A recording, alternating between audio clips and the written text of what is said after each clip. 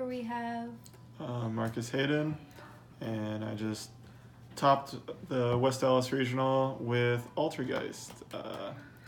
I went 7-1 and top 8'd, and yeah, here's the list. Played some spicy goo.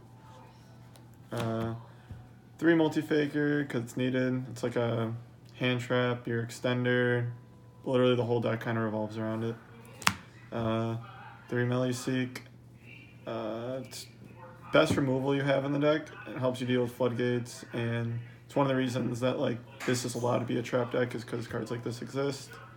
3 of this because it tutors out your trap cards, and trap cards in this deck, like you actually only play 14, so you don't play a whole lot, so tutoring them out is pretty important. And also swaps for multi-faker and triggers multi-faker. All of this gets you to multi-faker in some way for different scenarios. 2 Sulquatus, it's Kieran, best card. And 1 Concurry. It's like a necessity, even though it kind of sucks sometimes. But it's not cuttable because it's just way too important. Then hand traps. Same lineup as before, I feel like it was correct. 3 Ogre, 3 Reaper, and 3 Ash. If I did play a different hand trap, I'd want to play Droll, only because of the spice, but outside of that, typically I wouldn't, and this is probably correct hand traps. I played Wonder One, drew it like 5 or 6 times, and never once bricked on it. It only helped my hands. There's one really cool scenario where I was playing a Pure Striker player. He had 7 spells engraved, had Shizuku on board, and when I normaled Melee-Seek, I had Protocol up, so he couldn't take it or anything. But he thought he didn't care because he thought I couldn't attack directly. But then I equipped this bad boy and attacked directly for 300. Sent his card to grave, and he triggered the Rain Grave. I negated it with Protocol by sending the Melee-Seek, so I didn't get the draw, but it was still lit. I played 2 Duality, it would typically be 3, but yeah. So Wonder One was kind of like a joke at first, but it actually just worked out super well, so I was actually pretty surprised. And then 2 Desires. I always go between playing 3 Duality and 1 Desires, or 2 and 2.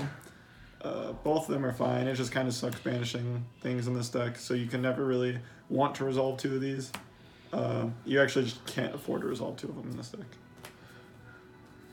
2 of this, because you play Desires, otherwise it's a 1 of. 2 of this. This could arguably be a 3 of. 3 Personal Spoofing.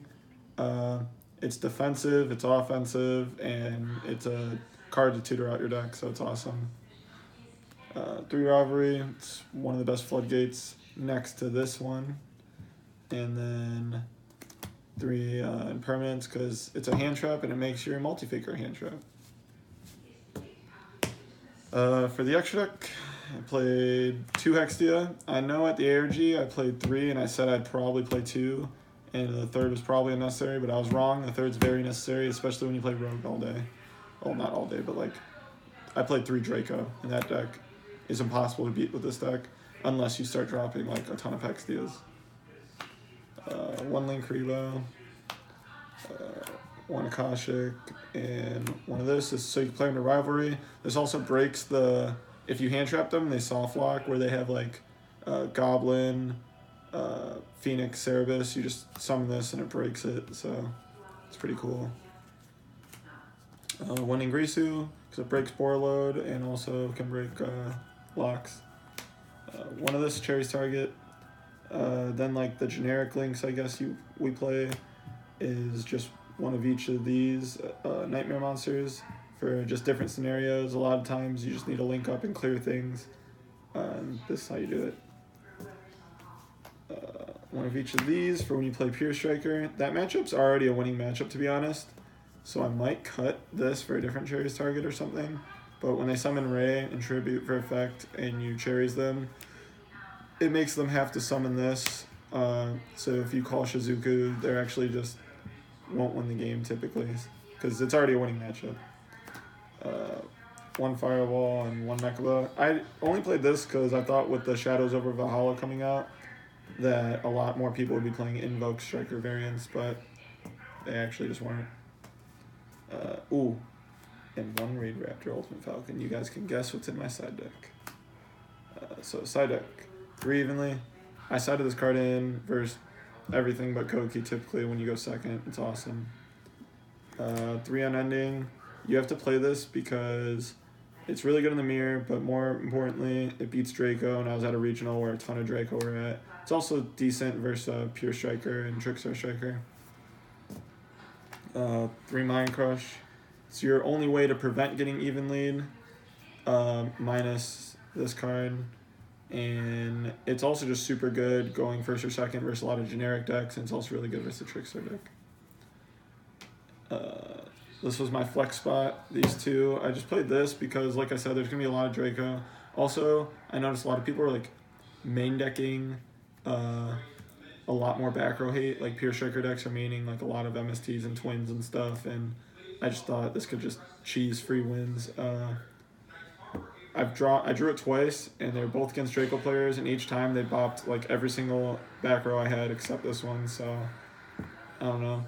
And I would even do weird things where I'd, like, set this and no other traps because I know how bad my opponents are going to be. But they wouldn't pop anything that turn, and then following turn I'm like, all right, well, I have to eventually play Yu-Gi-Oh! So I'd set my other traps, and they wouldn't fuck with it. And then 3 Secret Village of Spellcasters. This card really shined this weekend because I played a lot of Draco and Pure Striker, and this deck's just insane versus those decks. And that was the list. Wonderwan, MVP, not really. Shoutouts to Titan Esports. Shoutouts to MetaMats because a lot of this isn't possible without them. Shoutouts to everyone who helps me test. Shout out to the group I went with, Kyle, Bella, Dom, and Dan. How many know I'm missing a million people? Shoutouts to Justin for helping me with Altergeist. Shoutouts to Bella for telling me I should play this deck because we've been playing Trickstar Striker forever. That's it.